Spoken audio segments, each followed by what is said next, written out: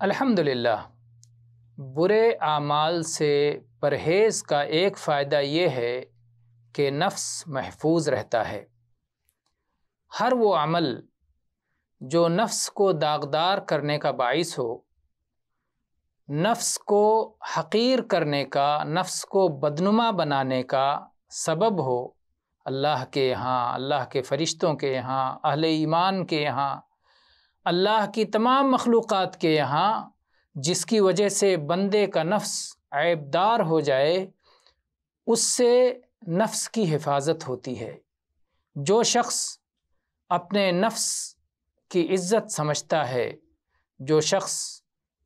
اپنے نفس سے محبت کرتا ہے، اور جس شخص کو اپنے نفس کی قدر معلوم ہے، جسے اپنے نفس کی عزت پیاری ہے، وہ نفس کی حفاظت کرتا ہے، نفس کو بچاتا ہے، نفس کو صاف ستھرا رکھتا ہے، نفس کو حقیر اعمال سے بلند رکھتا ہے، اور اس کو بلند مقام پر رکھنا چاہتا ہے، اور جو اہل عزائم ہیں، ارباب کمالات ہیں، ان سے مقابلے میں رہتا ہے، ان سے کمپٹیشن کرتا ہے۔ لیکن جس شخص کے یہاں اپنا نفس حقیر ہو، معمولی ہو، کمتر ہو، نفس کی کوئی قدر نہ ہو، ایسا شخص